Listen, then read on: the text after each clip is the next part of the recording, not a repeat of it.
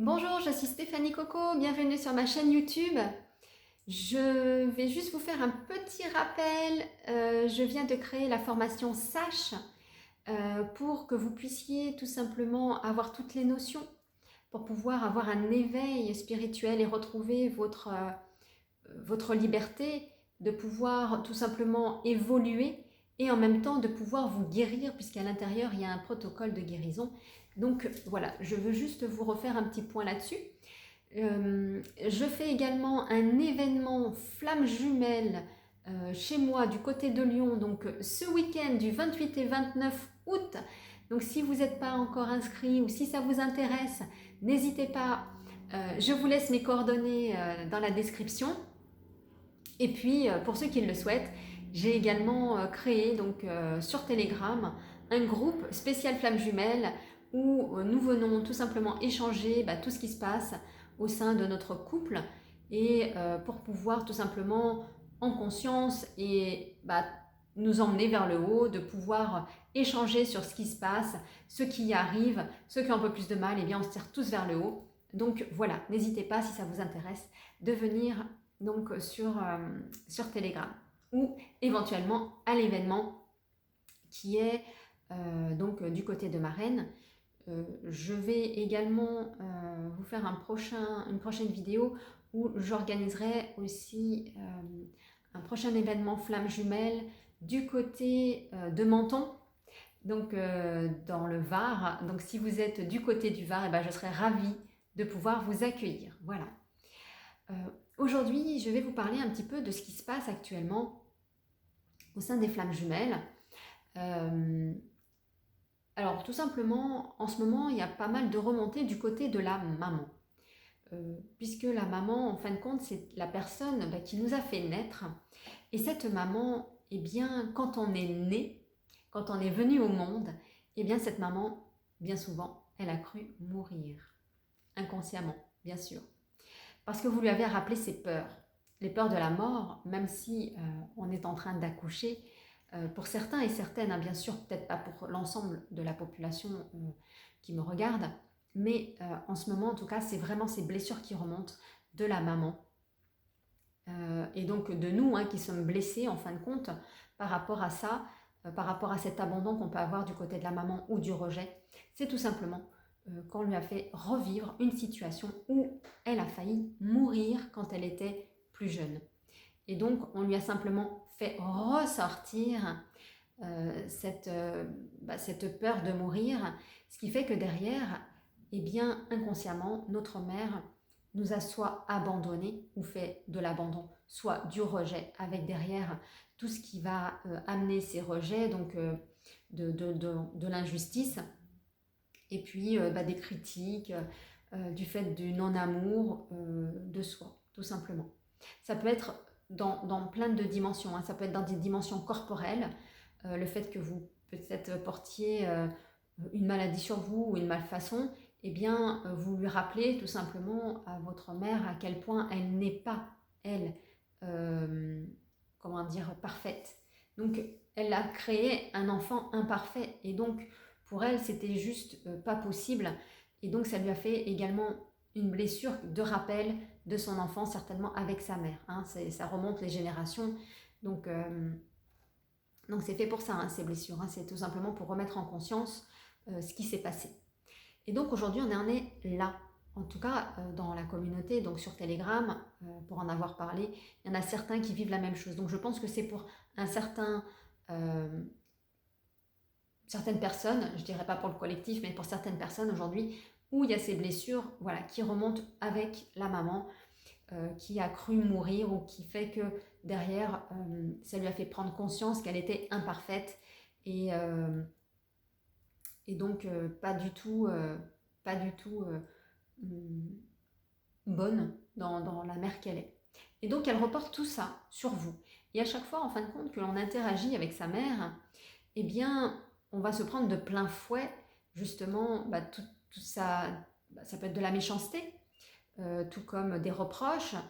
Ça peut être auprès donc d'un repas tous ensemble où elle va faire encore ce reproche donc qui l'a blessé, que vous soyez imparfait Et ce qui fait que derrière, elle va se moquer. Donc il y aura de la moquerie, il y aura de la méchanceté. Et pour le coup, il y a de la colère qui va ressortir. Et cette colère, tout ça est à voir vraiment, de voir comment se passent ces jeux de conscience. On peut rentrer aussi dans un triangle de Cartman, donc voyez comment ça se joue. Est-ce qu'on veut vous faire rentrer dedans? Quelle est votre responsabilité? Est-ce que c'est vraiment vos blessures que votre mère a, qu'elle veut vous faire porter? Est-ce que si vous êtes encore blessé, elle vient appuyer là où ça fait mal? Et dans ces cas-là, on réagit. À quel endroit on réagit?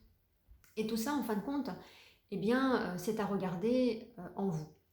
Donc en ce moment, voilà, c'est des états qui sont assez prenants parce que, en fin de compte, une mère avec son enfant, hein, c'est la maman qui donne la vie, c'est elle qui nous a portés. Et donc, nous-mêmes, on peut être blessés justement à ce que l'on ne soit pas parfait aux yeux de notre maman, aux yeux de notre mère. Ce qui fait que derrière, eh bien, on a toutes ces parties d'injustice, peut-être toute cette partie de trahison, parce qu'il peut y avoir de la trahison qui est faite, de la trahison verbale, le fait de pouvoir parler peut-être de vous en mode négatif auprès d'une assemblée attablée, ou tout simplement auprès de vos parents ou d'autres personnes, ou avec vous tout simplement. Eh bien, ça peut refaire remonter toutes ces blessures, voilà, tout simplement, hein, donc d'abandon ou de rejet, d'injustice, d'humiliation également, et de trahison. Voilà, donc c'est les plus grosses blessures avec la maman qui viennent se passer, et bien souvent, les blessures, pour le coup de la maman, elles ne sont pas venues au prime abord quand j'ai commencé à travailler sur mon chemin.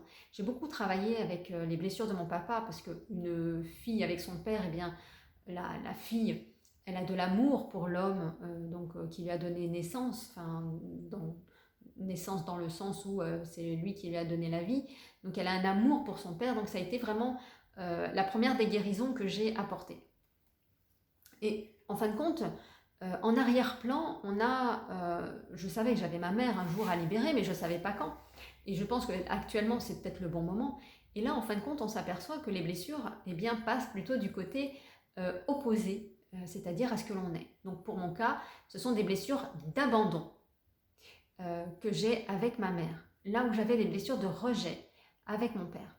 Et donc les blessures d'abandon, elles sont beaucoup plus sournoises, parce qu'elles agissent vraiment dans la matière. Dans le sens où c'est un lien vraiment de corps à corps avec la personne, de trahison corporelle, de la voir moi-même, peut-être ma mère, trahie en arrivant peut-être d'une autre façon qu'elle aurait souhaité être. Voilà, donc je ne suis pas son reflet en fin de compte, je lui fais juste refléter ce qu'elle aurait souhaité être. Voilà, donc il y a des trahisons comme ça qui peuvent apparaître, qui sont vraiment pas significatives, je dirais, quand on n'en a pas conscience, mais quand on prend conscience de comment ça fonctionne, et quand on travaille tout simplement ces blessures, donc on voit donc les jeux de rôle jouer, on voit les blessures s'activer, on prend sa responsabilité et on reste un petit peu en retrait. Et des fois, quand on est blessé avec la personne, eh bien, ça vient appuyer, comme votre autre le fait, sur votre corps. Et donc, avec la maman, en fin de compte, donc avec le sexe identique, là où le travail se fait bien plus tard, malgré tout, eh bien, en fait, c'est comme si je voyais que le haut de l'iceberg, mais que dans le fond et dans les profondeurs, c'était 2 à 3 fois plus gros, en fin de compte, en termes de blessures.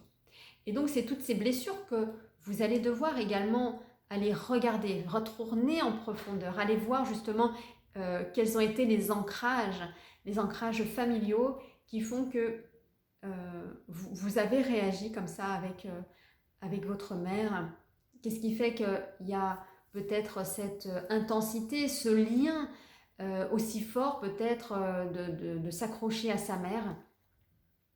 Regardez ce qui peut se cacher en dessous justement de cet iceberg que l'on ne voit pas comme ça de prime abord, pour vraiment regarder dans chaque détail, dans chaque profondeur. C'est vraiment, je pense, un morceau qui va être assez formateur, stimulant, parce qu'il y a toute la guérison de la femme également à faire, de toute la femme, de toute la lignée à faire. Donc c'est pour ça que c'est peut-être beaucoup plus profond en fin de compte et qu'on ne voit pas là tout de suite donc le travail profond qui est à faire. Même si ce premier travail a déjà été entamé, je pense qu'il y a vraiment une profondeur beaucoup plus comment dire, importante à prendre parce que en fin de compte, quand on va commencer à se guérir, on va se guérir dans la polarité où l'on est. Donc, par exemple, je suis de polarité yin quand je me suis reconnectée donc avec mon autre. Et donc, je vais guérir mon yin, yin. Donc, on va faire la roue de l'engendrement. Hein. Donc, je vais guérir mon yin, yin. Puis après, je vais passer dans mon yin, yang. Voilà, donc je vais changer, je vais changer donc, en yin, yang. Et puis, à un moment donné, en fait, je vais être assez complète dans mon yin, donc une sorte de pré-complétude. Et après, je vais passer dans mon yang, donc le yang, yin. Là où j'étais yin avant yin-yang, et bien maintenant je suis en yang, yin. Donc ça, on le guérit. Et à la fin, on vient de terminer par le yang-yang. Et là, on fait la roue, tout simplement, de l'engendrement. Et on vient guérir l'ensemble des blessures dans les multidimensions. Et en fin de compte, on peut avoir les mêmes blessures qui peuvent ressurgir, mais sous un autre angle. Dans un angle yin ou dans un angle yang. Eh bien moi je dirais qu'aujourd'hui, donc, une fois que la complétude est accomplie, donc on est plutôt dans, enfin moi je suis dans mon monde yang, donc plutôt dans l'enfance en fin de compte, et donc dans mon enfance, j'ai été yang. Et je me suis souvenu que j'ai commencé à changer, de passer du mode yang au mode yin, à peu près vers l'adolescence, entre 10 et 12 ans, en gros, à peu près. C'est à ce moment-là où j'ai eu la transformation de passer du mode yang au mode yin. Donc, à partir de 10-12 ans, j'ai fait que mon mode yin, donc j'étais beaucoup plus éthérée, beaucoup plus légère, et c'est comme ça que j'ai créé donc ma vie. Là où toute petite, j'étais en mode yang-yang. Pourquoi je vous dis ça? Parce que j'étais vraiment très ancrée dans la matière, j'étais vraiment très en lien et je faisais des choses où je me mettais en action. J'ai été par exemple petite, j'avais envie de manger des bonbons à 2-3 ans, on habitait à plus d'1 kilomètre du village, j'ai pris de l'argent dans le portefeuille de ma mère, je savais que j'allais me faire disputer, mais l'appel du sucre et du bonbon était plus fort. J'ai pris mon petit tricycle et je suis descendue au bureau de tabac. Donc, je me suis mise en action.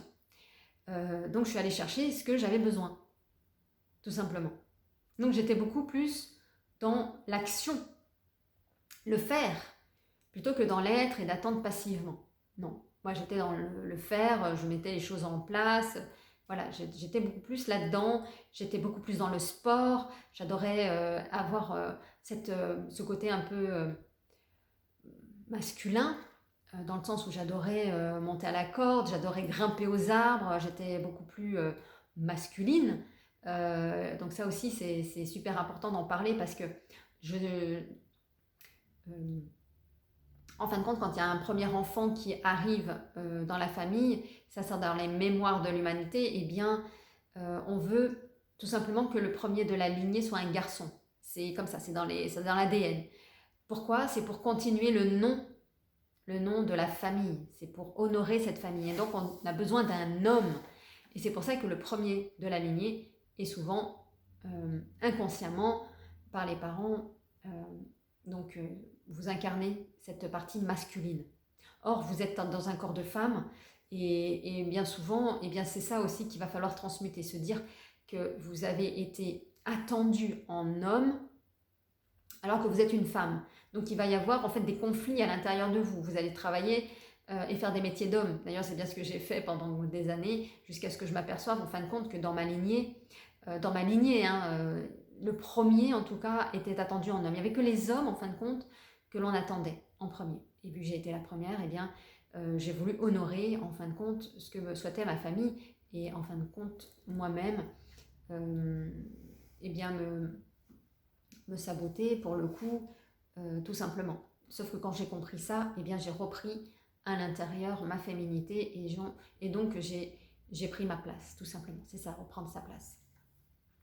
Donc ça aussi, ce sera à faire si vous vous sentez très masculin, très masculine, plutôt très masculine pour les femmes et très féminine pour les hommes. Mais ça, le féminin pour les hommes, ça dépend aussi de la lignée qui peuvent incarner cette féminité en eux. C'est d'aller chercher le pourquoi vous êtes attendu en femme, c'est d'aller simplement creuser dans sa famille pour savoir pourquoi on a été attendu comme ça et pourquoi on a cette féminité en nous, tout simplement. Donc pareil pour les femmes, allez voir pourquoi vous avez cette masculinité, mais là je vous ai déjà donné un élément de réponse.